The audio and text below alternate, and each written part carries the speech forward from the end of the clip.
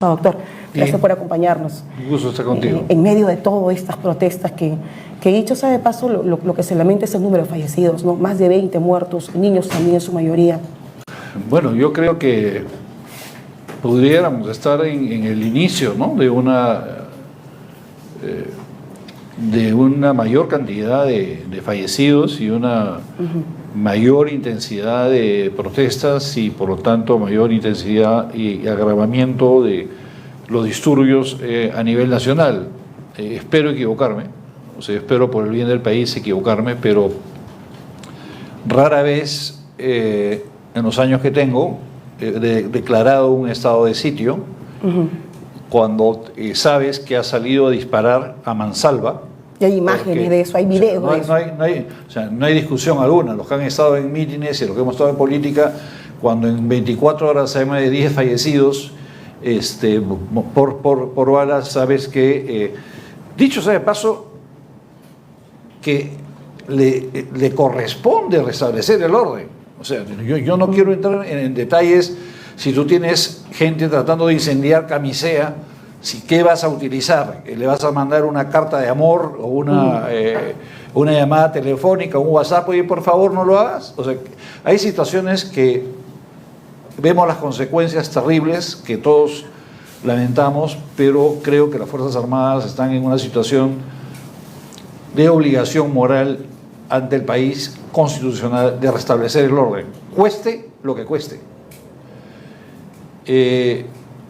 A donde iba al inicio de esto es que no ha milanado en nada la intensidad de las protestas, esta actitud, digamos, decidida de la policía de utilizar las armas. Yo asumo de que las han utilizado en momentos de extrema urgencia, o sea, que ha sido la vida de ellos o la vida de aquel que estaba atentando contra la vida de los policías. Pero más allá de esta discusión a nivel policial, digamos, de multitudes, ¿cuál es el tema de fondo? ¿No? El tema de fondo es que, en primer lugar, tenemos una derecha extremista, neofascista. Pero que ha llegado en cierta manera, no sé si usted comparte mi opinión, la derecha ha llegado al poder sin haber ganado las elecciones. ¿Y lo hace de la mano de Dina Boluarte? Están manejando el país, no lo han dejado de parar para manejar en los últimos 20 años.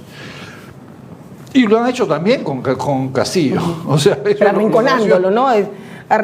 No solamente arrinconándolo, sino que han tenido también todos sus beneficios tributarios para la minería, sus exoneraciones de multas para los pesqueros, para el sistema financiero. No, Castillo ha trabajado para la derecha abiertamente.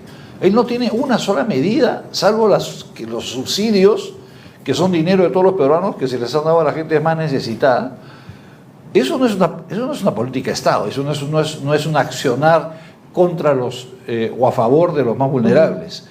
El tema de fondo es que al margen de estos terroristas, aquellos que asusadores, malintencionados, hay una gran cantidad de población que está totalmente insatisfecha. Y que no tiene nada que ver con ningún grupo político. No tiene nada simplemente que ver con ningún partido político. Se siente ya no representado, ya harto ya de lo que estamos viviendo actualmente. Lo que la gente no menciona es que Castillo llegó con el 30% de los votos. El 70% de los votos restantes no están representados. Entonces, desde el nacimiento de la gestión de Castillo ha habido una crisis de representación adicional a la crisis perpetua que tiene el Congreso de la República, ¿no? Y lo que estamos viendo el día de hoy ahora es este accionar incomprensible de parte del Congreso de la República de comenzar a ponerle trabas a un pedido urgente de la población, que es el cierre del Congreso y las nuevas elecciones. O sea, el camino para el cierre del Congreso son las nuevas elecciones. Entonces, yo creo que sin calcular el daño que han hecho, porque lo que han hecho con la primera votación, que era lógico que voten en contra, pero no era el momento de llegar a ese extremo. O sea, tú no puedes seguir actuando como si estuviéramos en el país de las maravillas y que la gente no estuviera esperando algún cambio, vuelven a cometer el mismo error de votar en contra del adelanto de votación. Ese adelanto que se había propuesto al mes de julio era inviable, pero ¿qué cosa es lo que percibe la población? No se Votaron quieren en contra. Ahora, ¿no cree usted que están jugando en pared? A mí me da la impresión, y lo dejo a su consideración, es que la señora Dina Boluarte ha dicho, de la primera vez que le preguntaron sobre el adelanto de elecciones, antes de que salga este proyecto de que envíe el Ejecutivo al Legislativo, dijo: no, hemos sido elegidos hasta el 2026, tanto Congreso como Ejecutivo. Entonces de ahí el mensaje era claro: no nos queremos ir. Y más aún estas imágenes que estaban desfilando uno por uno de representantes de Avanza País, Renovación, Fuerza Popular, estos que querían hace solamente unos días, que decían al gobierno comunista, terrorista y todo lo demás, socialista, y ese cuco que siempre sacan, estaban desfilando por la presidencia, sonriendo, abrazándose con Dina Boluarte. O sea, ya como que un acercamiento o un pacto más que descarado, ¿no? Y después de esto que empezó a darse en las calles, el deseo, el pedido de la protesta nacional de que se vayan todos. ¿Usted no cree que están jugando en paredes? Lanzo el proyecto, no lo aprueban y así vamos esto aguantando hasta que donde se pueda, llegamos al 2026, hasta que la ola baje. Yo creo que definitivamente hay una negociación interna entre la derecha, Dina Boluarte, para manejar, sobre todo, no llegar a hacer las reformas necesarias, ¿no? La misma solicitud del pueblo, que también es una solicitud muy sólida en términos de cantidad de personas, que es la de una asamblea constituyente, no tiene por qué ser descartada de plano. O sea, tú puedes poner en el referéndum una consulta si la gente quiere o no quiere una nueva asamblea constituyente. Como saben en otros países también, nueva constitución, y Chile lo acaba de hacer, claro. Pero en el Perú resulta que no se toca, es intocable, la del 93 no se toca. Lo grave es que tienes a una presidenta de la Comisión de Constitución que tiene unas ideas que van, como te digo, cuasi con el fascismo, y que pretenden hacer sus reformas constitucionales que le convienen a ellos. Claro. Y tienes a la izquierda representada en el Parlamento, que quieren hacer sus propias reformas. O sea, están condicionando ambas partes, porque por el otro lado también escuchamos que lo dice la señora Patricia Chirinos: no podemos hacer el adelanto de elecciones sin antes hacer las reformas. ¿Cuáles son las reformas? Hay que cambiar al jefe de la OMPE, hay que cambiar al jefe del Procurador Nacional de Elecciones, o sea, porque ellos no están convencidos de que no hubo fraude. Hasta ahora sí, con esta idea de que Castillo llegó a la presidencia con el fraude. Lo que están diciendo es que yo tengo que poner al jefe de la OMPE, yo tengo que poner, claro, ¿no? Eso es lo que están y diciendo. por el otro lado dicen: no, vamos a hacer una asamblea constituyente, un cambio de constitución, y de la mano que adelanto de elecciones. O sea, están cada uno jugando para sus intereses. En este interín de supuesta renovación Perú se de sangra. reformas, en la supuesta voluntad de un adelanto de elecciones, ¿qué pasa con el problema de fondo? O sea, el tema es que muy rápidamente y muy delicadamente, en mi opinión, han ninguneado el origen de la protesta. O sea, el origen de la protesta no son 20 terroristas. O sea, ese es el peor error. Que no tienen tampoco relación, ojo. O sea, hasta ahora... No, que hay terroristas. Seguramente. Claro, que hay gente vinculada a la minería ilegal, definitivamente. Que están financiando con los narcotraficantes, sí, pero no explica que 200.000 personas se hayan movilizado en una semana. Claro. O me estás diciendo que en el Perú hay 200.000 terroristas, entonces agarremos nuestra maldita. Y que a todos se les ha pagado, ¿no? Y a todos les ha pagado. Eso es lo que quisiera escuchar su punto de vista, porque lo que estamos viendo, y también de parte de los medios de comunicación, que creo que no hay una ponderación al respecto, más allá de los intereses muy particulares que tienen los medios y sabemos cuáles son, yo lo digo de manera muy abierta, lo que creo ayer, ver a Dina Boluarte desfilar por ciertos canales que no han sido, digamos, con Castillo tan cercanos y muy críticos, muy duros, y en medio de sonrisas cuando hay más de 20 fallecidos, intercambio de miradas, sonrisitas, yo creo que muestra la insensibilidad de una persona que a todas luces no se quiere ir del Palacio de Gobierno, pase lo que pase.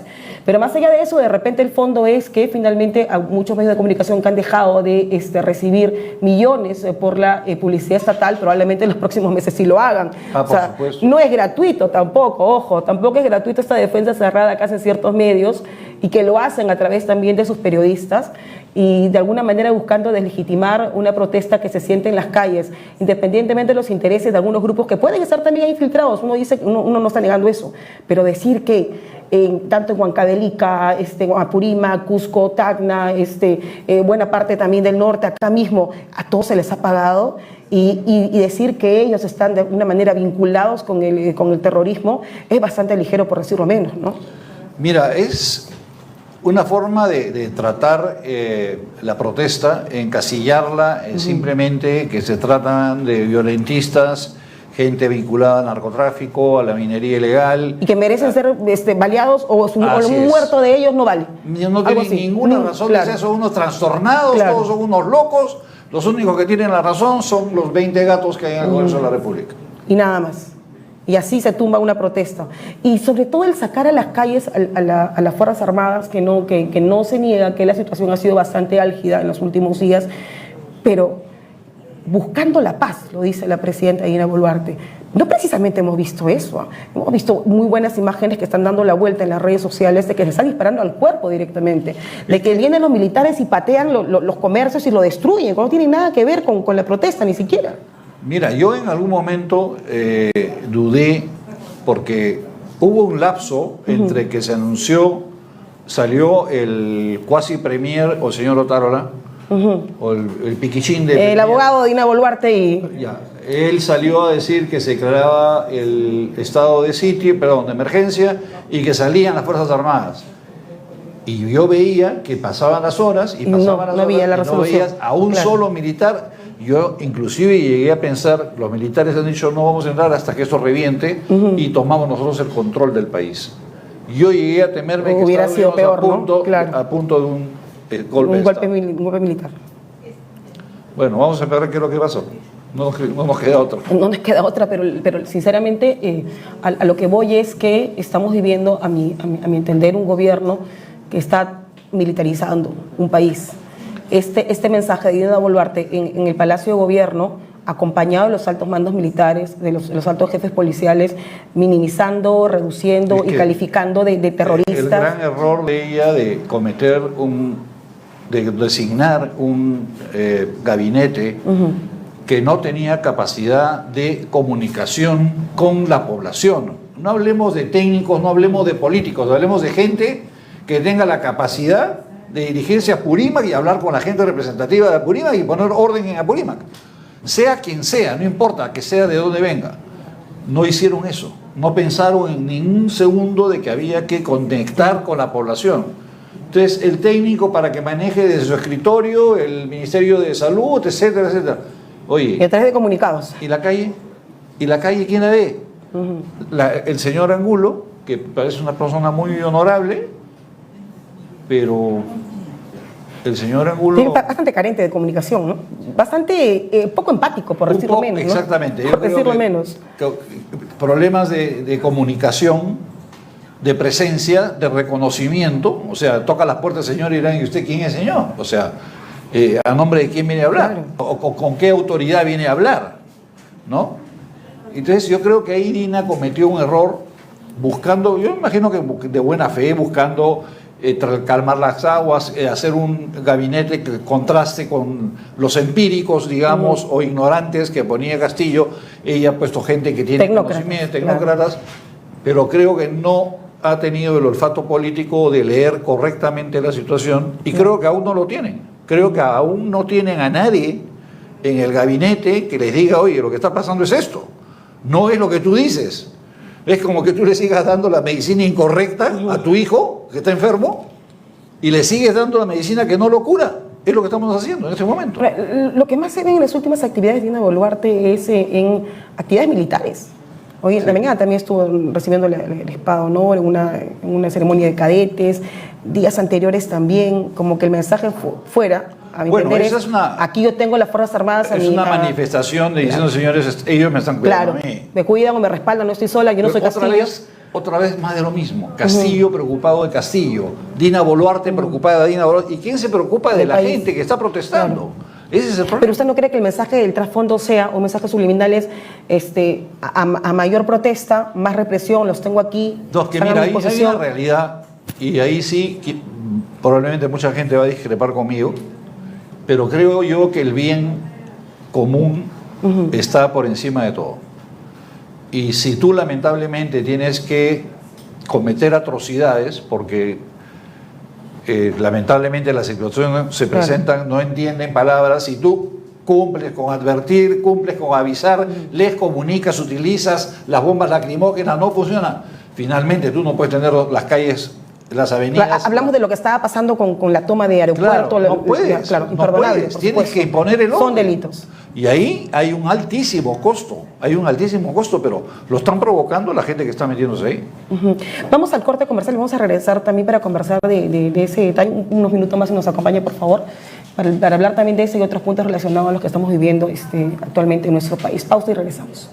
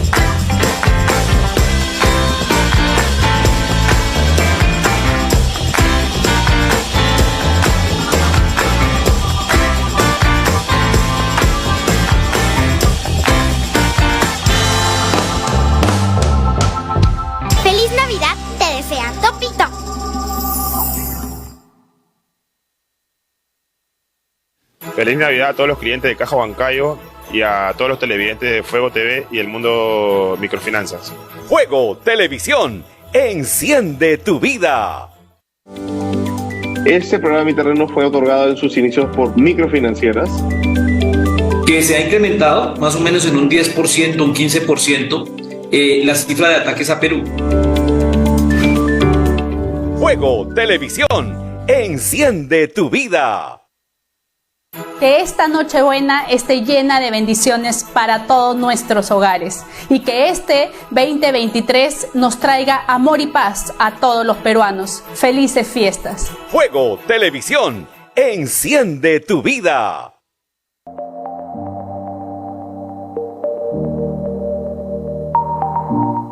Continuamos en Causa y Efecto y estamos conversando con el doctor Daniel Abugataz, expresidente del Congreso, sobre esta situación tan complicada que actualmente vive nuestro país. Voy a dar también este espacio a todos aquellos que nos escriben en nuestra cuenta de Facebook, que quienes nos siguen, por favor, compartan esta transmisión. Nos dice Luis Bono, nos dice, mientras en Chala anuncian 5 muertos, Dina Boluarte está como si nada. Merino renunció con 2 fallecidos y ya van más de 20. Álvaro Mendoza Ríos menciona Dina Boluarte, no, Dina Balearte, dice. O sea, parece que así la están calificando, tildando, ¿no? Es un seudónimo, es una tremenda, dice, bueno, no voy a decir esa palabra, ayer estuvo riéndose de las masacres en la televisión, basura junto a Mónica Delta, debe ser, vamos a respetar el apellido. A ver, otro mensaje, ya son 25 muertos, Vidal Muñoz Terrones nos dice, son 25 muertos y nadie dice nada. José Walter Santiesteban, que se vayan todos, menciona. Fidel Yauri dice, mientras el pueblo muere cada día más, Dina Boluarte con sus pirañas en el poder, dice, se enriquece firmando contratos de las transnacionales. Y más mensajes, así que por favor compartan. Están también compartiendo en otras páginas, así que muchísimas gracias a todos aquellos que están en sintonía de Fuego TV y también de Causa y Efecto. Estamos en comunicación con el doctor Daniel Abugataz, hablando de esa situación, doctor, que pareciera que había una salida, una posibilidad con este adelanto de elecciones, que es lo que finalmente pide la gente en las calles, pero en el Congreso no ha tenido efectividad. Y también pareciera que en adelante esto como que va a quedar ahí en stand-by. Mira, creo que estamos en un punto crítico, ¿no? O sea, pudiera que ser que a partir de ahora se suavice, digamos, la protesta general, comience a ceder la protesta general, sobre pretexto de las navidades de fin de semana. En otras instancias, en otros periodos, frente a una Navidad, un día lunes, tú no estarías pensando que hay gente tomando carreteras. Claro. Este año sí, estamos viendo eso. Y no sabemos hasta dónde va a llegar. ¿O no podría pasar también que en los próximos días, mientras estamos más involucrados con los temas de la Navidad, den la sorpresa en las calles nuevamente? ¿Cree usted? ¿Podría? Podría ser, ¿no? O sea, después digo, creo que el día de hoy es un día determinante. ¿Qué es lo que se ha logrado en términos de recuperación de las avenidas, las pistas, las autopistas, aeropuertos? Si es que se ha logrado restablecer el funcionamiento del país. Si el día de hoy no se ha logrado eso y la gente ha seguido, a pesar de las presión militar, del uso excesivo de la fuerza por las Fuerzas Armadas, yo creo que esto no pinta nada bien. O sea, esto ya no... van a seguir insistiendo y van a seguir acumulando fuerzas, probablemente, hasta lograr un momento disruptivo dentro de la sociedad peruana, ¿no? O sea, ¿cuál sería una salida? ¿No podría darse algo similar a lo que pasó con la entrada de Francisco Sagasti a la presidencia cuando cae y es vacado el señor Martín Vizcarra, finalmente ingresa como un gobierno de transición? ¿Se puede dar esa salida en el Congreso de la República, que se nombre a un presidente de transición? Porque lo que se quiere es que Dina Boluarte no esté en el poder, lo dicen la gente en las calles, tampoco quieren este Congreso, pero el adelanto de elecciones también podría ir de la mano con alguien en un gobierno de transición. Claro, lo que pasa es que, a diferencia de muchos congresos a nivel mundial que pueden declarar su autodisolución cuando hay una situación política que amerita, que es imposible, ha ocurrido en Italia, ha ocurrido en Inglaterra, ha ocurrido en Israel, en el Perú no se puede disolver el Congreso. Los congresistas no pueden tampoco renunciar al cargo. Esta es una situación, creo yo, de punto muerto. Estamos entrampados en una constitución de que no tiene mecanismos de reforma razonables, una población que no tiene mecanismos de protesta razonables y un ejecutivo muy débil que no puede mediar ni entre uno ni entre otro, ni entre ellos, ¿no es cierto? Entonces, ¿cuál es la salida futura a todo esto? Que venga una intervención externa probablemente. ¿La OEA? La OEA, que venga la OEA. La OEA como OEA no va a entrar, pero si, digamos, el gobierno americano deciden enviar intervención con gente de Brasil y de otros países, pudiera ser un extremo, ¿no? Pero también nos verían como una para internacionalmente, y quedaríamos bastante aislados internacionalmente. La imagen que da el Perú ante la comunidad internacional, de por sí ya lo están haciendo, ¿no? Porque hay varias embajadas, lo hizo también Rusia, lo hizo España en días anteriores, alertando a su conciudadano, mucho cuidado con venir acá al Perú, o de lo posible no hacerlo, puesto que la situación no le da ninguna seguridad a nadie, ¿no? Así es. Eso nos perjudica bastante. Bien, muchas gracias, doctora Bogotá. Gracias.